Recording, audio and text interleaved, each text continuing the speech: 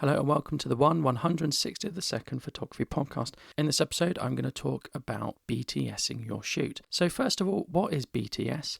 Well, BTS is behind the scenes, and it's just additional content that you would make to show how you did something. So you get them all the time in DVD and Blu-ray extras, just really sort of interviews and following cast and crew around, looking at how they did special effects. But it also has a place in photography. So you can do it very simply. You can just show in your content, which could be Instagram or wherever else, you can show an unedited image and an edited image, and that shows the effects that your editing did. So you can see those on Instagram sometimes, or you can go one step further. You can actually go and film your shoots, and then you can show a bit more context and a bit more about what you did. Now, BTSing your shoots is very easy. It doesn't really take much time, and it doesn't have to be perfect. It just has to be there. It just has to be made, really. No one expects wonderful content. No one will criticize if things are a bit shaky, because the people who are watching it just want to see how you did it. The advantages of producing this extra content, which really doesn't take any time, is it can be used as content to promote your work or what you do. And of course you don't have to do it, but I've done it quite a lot for my YouTube channel, and I've made YouTube videos out of it. It's just additional content that can go on Instagram or go on YouTube or go on a blog, and it really doesn't take much time. Whatever your subject is, it will also help promote your subject. If your subject is a landscape for landscape photography, it will give some promotion there, not that it's needed. If you're working with a model or a product, it will also promote that model or product. So normally everyone's willing to get involved in BTS because it's something people can link to. It's something that gives content for them as well. So all you need really is a smartphone. And all you really need to do as a very, very minimum is take a picture of where you're doing the shoot. If you're at home doing macro photography, all you need is just a wide shot of the room you're doing it in that shows the room, the environment, and your setup. And for many things, the setup is key because people want to know how you did something. And the setup provides information on how you did it and a context.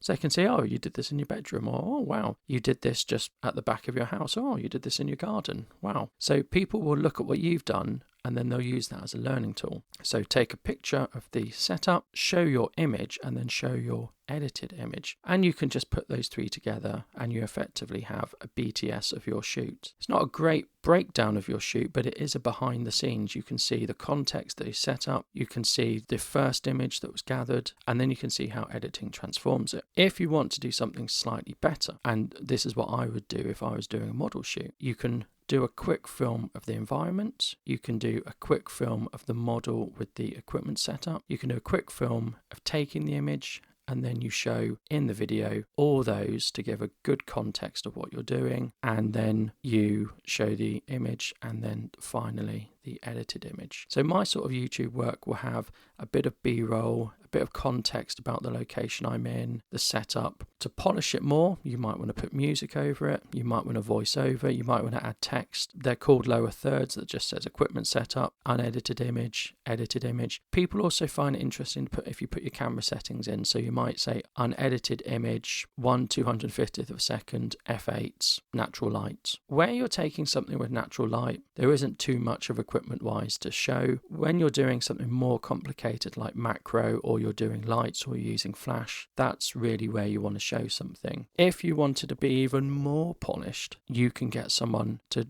just film with their mobile phone or film with your mobile phone. If you've got someone who's coming along to help and film, then it's even better because they can film while you're doing things. Don't film hours and hours of stuff because you don't need it. Just film what you need, or just photograph what you need, and then quickly edit it on an editing app on your phone like iMovie or Power Director, and publish it to Instagram or YouTube or wherever. And don't forget, because you're doing this to effectively market yourself or get better awareness of yourself, you need certain things in it that people can use. You might do a fabulous shoot, you might get a fabulous end image that's one of the best you've ever done, it's perfect, it's really, really good. Your BTS video might be really good, but then if people don't know where to find you or your work when they watch that, or don't know where to find more information about you, then potentially you've failed in your endeavor. So you need to put in your website link, your social media links, both in the video and in the description of the video. And you want to put your name in as well, or your brand. So you might want to put 1/160th of a second photography podcast and have that throughout the video. Find more about 1/160th of a second photography podcast here. So you're just putting material out in addition to your photography, and you're helping people if they want to find out more, or if they want to see more images or contact you, you're giving them the information they need to go off and do that. So I did a shoot where I got some really good images, and the model I did the shoot with actually brought along someone, and they just filmed the whole thing with their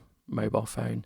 They were always filming with their mobile phone. It was a 2-hour shoot, so probably they got an hour and a half of footage. Now, that's too much, isn't it? Yes, they can go back and they can pick out the bits and they can make a whatever from it. But when you finish your set, if you're going to move on or change the setup or do anything different, have a look through your images and think, would I ever publish any images I got from this setup? And if the answer is yes, just do a little bit of video of the setup with your model or your subject there, just in case you want to BTS it. You could do a little video clip just before you start shooting each new setup and things like that, but it's a lot to remember and you're not always going to use it. So you could trim this down even further and be more efficient by, if you think you've got good images, then at the end just do your BTS footage as though it was the start, and that will save you some time. Going one step further, if you have a 360 camera that does video, or even if it doesn't do video, what you can do is you can just plonk that somewhere. You're going to have to trust people and steal it, and you just record it, and you record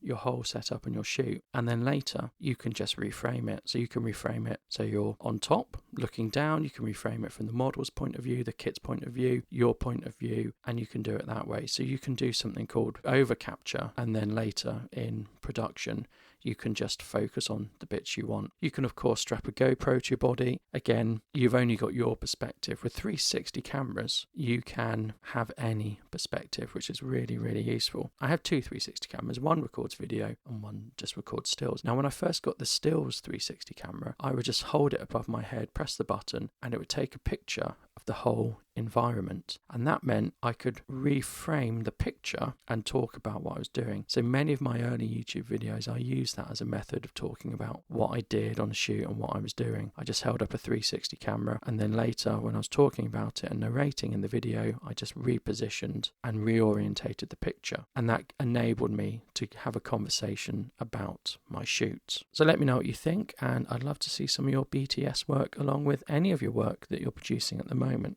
Thank you. Goodbye.